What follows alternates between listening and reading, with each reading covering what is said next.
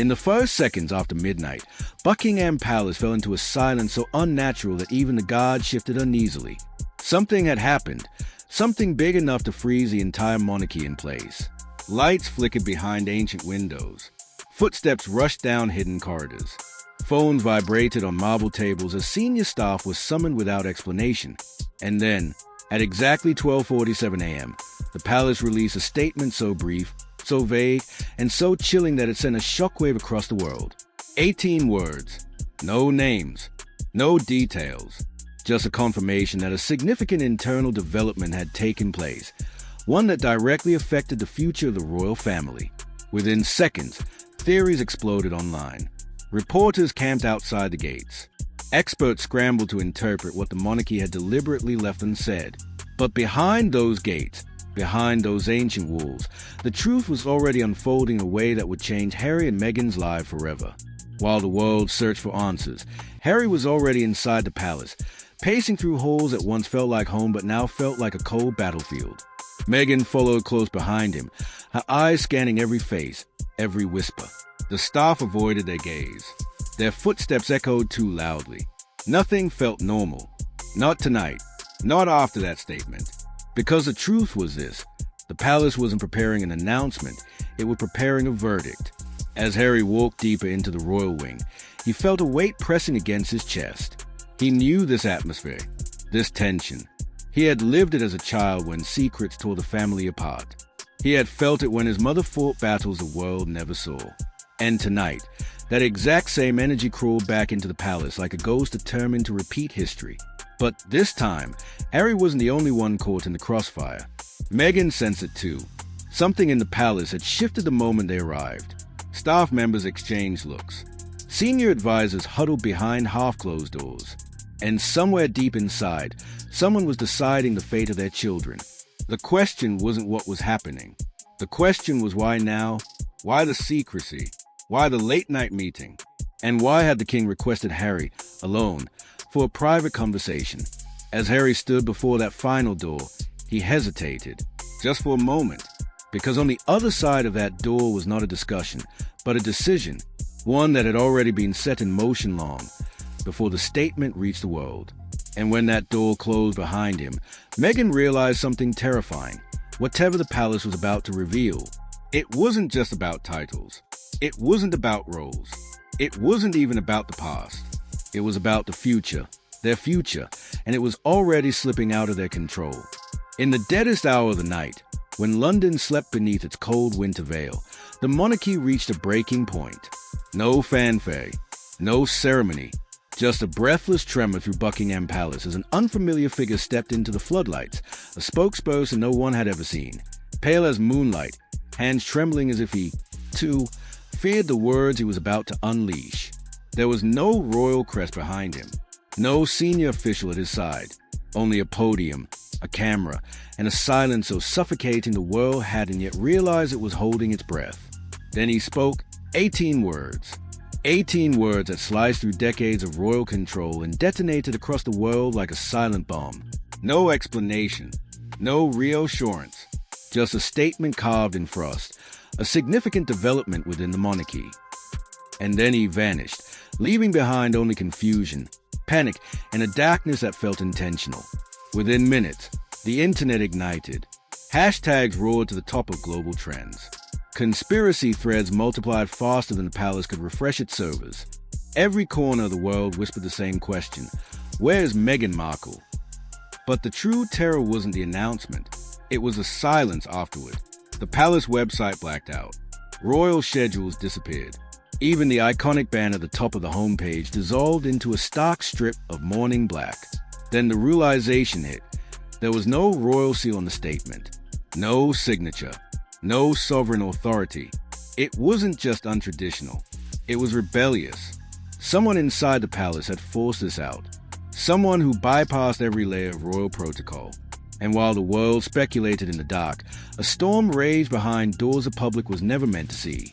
Inside the palace, the tension was so thick it felt alive. Shadows moved faster than servants. Corridors echoed with whispers that died the moment anyone approached. The royal staff had been ordered into silence, but fear makes its own noise, and the palace was screaming without a single word. Deep in the east wing, behind 2 layers of guards and a sealed oak door, the king stood motionless. His face, usually carved from centuries of duty, had cracked, not visibly, but in the subtle way a monarch loses the illusion of control. His eyes were fixed on a single folder resting on his desk, its edges crumpled from how tightly he'd held it. Inside that folder was a truth no one outside these walls could ever know. The Duchess had not returned. Not to her residence, not to the capital, not even to the country. She had disappeared, not missing, not kidnapped, not run away. This disappearance was different because she had left clues, ones the palace did not want the world to see. Hours before the spokesperson appeared, a message had quietly reached the Royal Security Office. A message written in the Duchess's own hand. A message that changed everything the monarchy believed about loyalty, inheritance, and the people who merit into the crown. The king's advisors argued in circles. Some demanded a public explanation. Others begged him to bury it.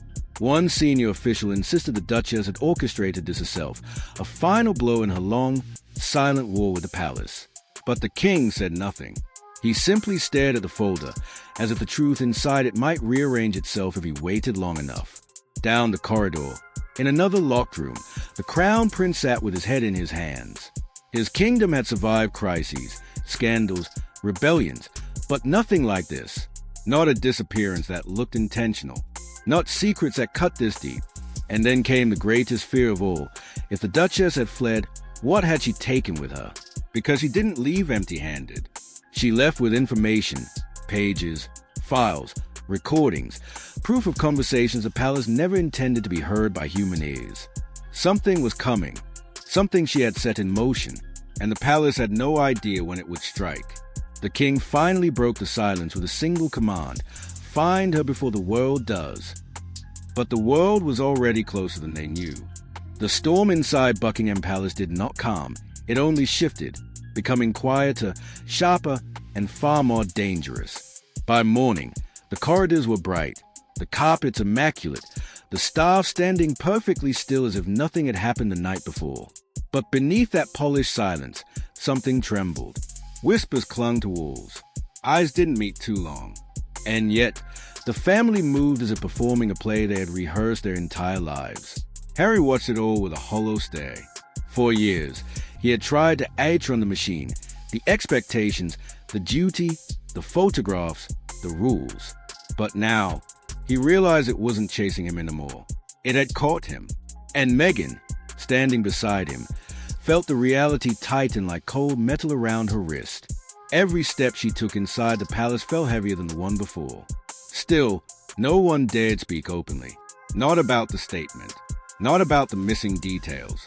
And certainly not about the consequences that were growing like shadows behind closed doors. When the family gathered that afternoon, the air was stiff enough to break. A long table separated them, but the distance ran much deeper. William sat with his hands folded, face unreadable, but his eyes carried something that made Harry's breath catch, disappointment mixed with something colder, something final. Catherine avoided Meghan's gaze entirely, as if a single glance might ignite a fire neither of them could extinguish. Then came the voice that had defined the monarchy for decades.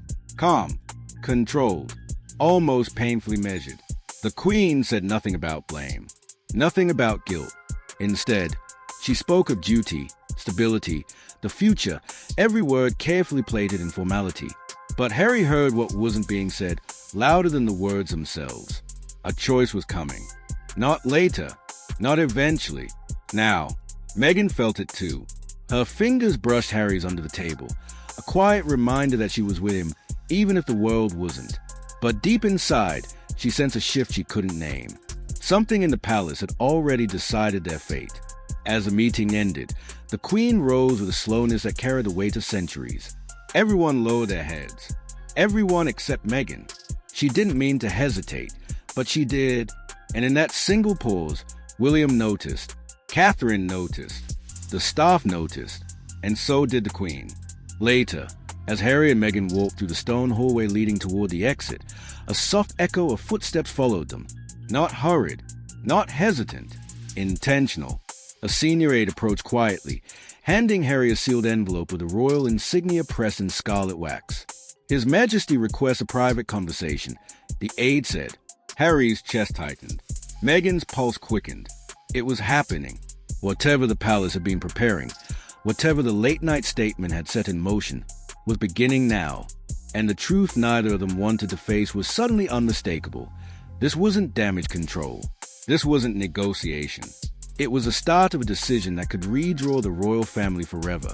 If you want, I can continue the next intense part.